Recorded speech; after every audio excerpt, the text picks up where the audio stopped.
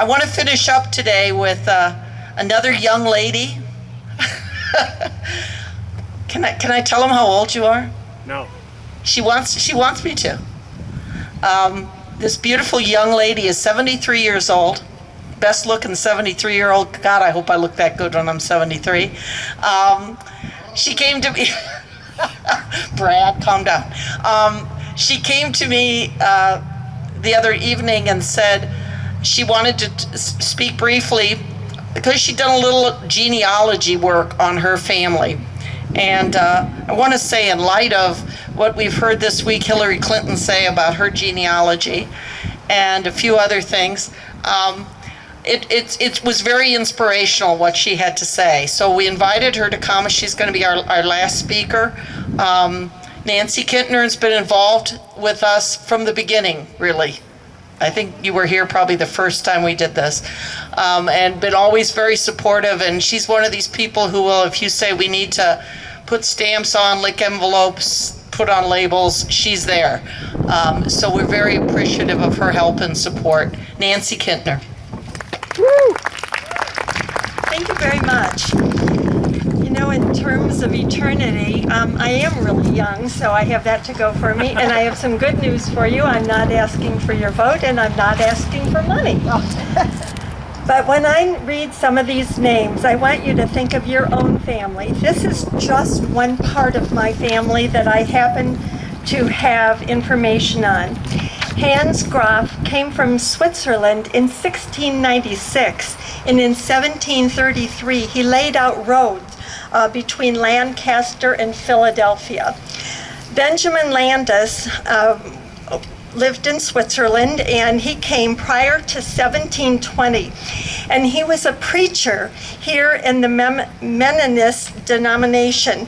And here he left his country to come where this was an opportunity for religious freedom.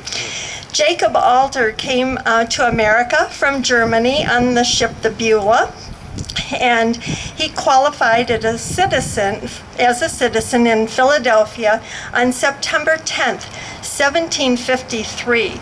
So you can see, even by these dates, they are important to each person, and just like the dates in your lives are important to you. And then in 1778, he enrolled in the Army of the Revolution, 2nd Battalion, Pennsylvania Line, U.S. Infantry. John King Alter, in August of 1862, was one of 10 young men who enlisted in Company A of the Keir Rifles, Company E, 155th Pennsylvania Volunteers. He marched on Gettysburg and also participated in the holding of Little Round Top. Of those 10 men, he was the only one to come back alive. And I'm grateful for that. Clarence Alder Engler, who is my dad, left when I was 13 months old to fight. He was drafted into World War II. He fought in Patton's Third Army in the Battle of the Bulge. At that same time, my uncle, Herbert Engler, was stationed in California in logistics, and my uncle Richard Cummers, I believe, was in the Air Force part of whatever they had at that time, and he spent some time in England. And so I'm really grateful for that heritage of my life. And then I was married to a man who had served as an Army medic in France during the late 50s. My oldest son, Brent, served for 8 years in the United States Air Force. He was stationed at Andrews Air Force Base during Desert Storm. And I have a nephew who was kicked out of Toledo Day Nursery as incorrigible, who went on to enroll in the Coast Guard and became a lieutenant. And today, Megan Ashley Kintner, my granddaughter, who was born on Andrews Air Force Base, serves in the Navy, and my grandson, Zachary King Kintner, serves in the Air Force. And what I want you to think about When I see Brad Reynolds' children here, they've been coming to these events since they were in strollers. And to have this type of information and attitude and pride in our country raised up in our children and our grandchildren. Today we face a great challenge for this country. Many of us they're trying to divide us.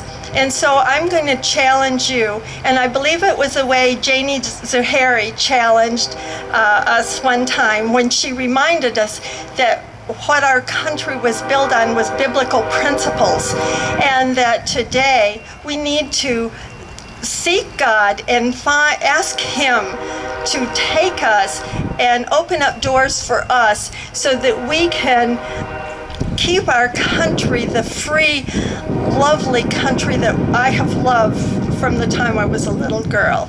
Thank you very, very much.